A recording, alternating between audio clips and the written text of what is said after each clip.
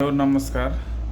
अहिले जुन नेपालमा साना साना कुराहरूमा पनि राजनीति अनि आन्दोलन यस्तो जुन हुने गरिरहेको छ नि, यो चाहिँ के कारणले किन उनीहरूले यस्तो गरिरहेछन् भन्दाखेरि मेरो विचारमा चाहिँ पहिला पहिला कस्तो हुन्थ्यो भने तपाईँको छोटे राजा भनिन्छ नि गाउँतिरको स्थानीय तहको अनि नगर स्तरीय छोटा राजाहरू भन्थे नि, उनीहरूको चाहिँ पहिला पहिला कस्तो हुन्थ्यो भने सिधै इन्सपेक्टर सिडिओ कार्यालयसम्म चाहिँ उनीहरूको पहुँच हुन्थ्यो, जसले गर्दाखेरि उनीहरूको चाहिँ पावर चल्थ्यो।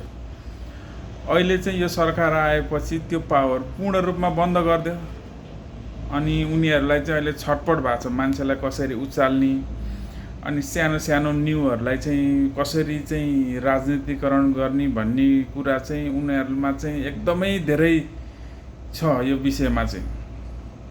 अब पहिला पहिला कस्तो हुन्थ्यो भने अब मानौँ न तपाईँको वडाको अध्यक्ष तपाईँ पार्टीको अध्यक्ष हुनुहुन्थ्यो भने पनि सिधै तपाईँले इन्सपेक्टरलाई फोन गर्दा नि सानोतिनो कामहरू हुन्थ्यो। नगर स्तरको सभापति अध्यक्षहरू तपाईँ हुनुभयो भने सिधै तपाईँले सिडिओ कार्यालयसम्म तपाईँको पहुँच हुन्थ्यो अनि तपाईँको ठेक्कापट्टा काम यताउति सानोतिनो खरिद बिक्रीदेखि लिएर हरेक कुराहरू पहिला पहिला तपाईँको पावरको भरमा चल्थ्यो।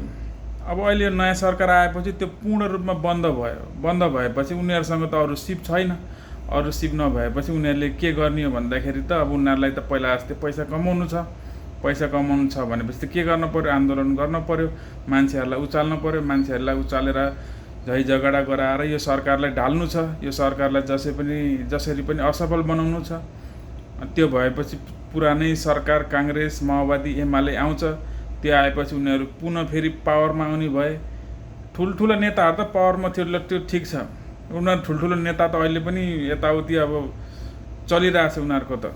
जुन वडा स्तरीय नगर स्तरीय जिल्ला स्तरीय नेताहरू अब भनौँ न पार्टीको सभापति पार्टीको अध्यक्षहरू हुन्छ नि त, उनीहरूको कम थियो पावर। पहिला सिधै फोन गरेर के हुन्थ्यो भने इन्सपेक्टरलाई ल यो मेरो फलानो मान्छे मेरो मान्छे हो भनिदिन्थ्यो, सिधै इन्सपेक्टरले पनि ल छोडिदिन्थ्यो। त्यस्तो खालको पावर हुन्थ्यो।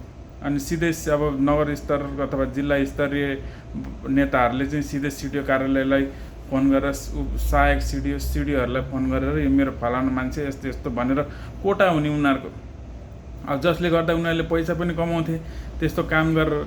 अब अहिले त्यो पूर्ण रूपमा बन्द गरिदियो। पूर्ण रूपमा बन्द भएपछि उनीहरूलाई केही सिप आउँदैन, कसरी कमाउने यताउति भन्ने कुरो नै उनीहरूको त्यो उसै भएन हो, जसले गर्दाखेरि मान्छेहरूलाई उचाल्ने आन्दोलन गर्ने अनि यस्तै यस्तै चलिरहेछ। उनीहरू पावरमा भएनन्, पावर नभएपछि छटपट्टि भइरहेछ उनीहरूलाई।